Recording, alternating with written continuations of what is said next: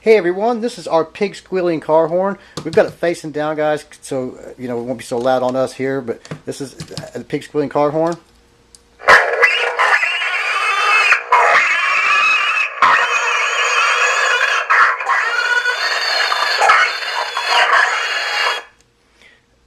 Black wire will go to a negative source, guys, so you go to the battery somewhere or bolt somewhere as long as it's negative. Your red wire will go to a positive, so you can go either to a 12 volts on the side of the battery or go to a fuse somewhere. And the yellow wire will go to a button. The button's included, guys. It'll go one side of the button and the button needs hot wired. But this is our pig squealing car horn.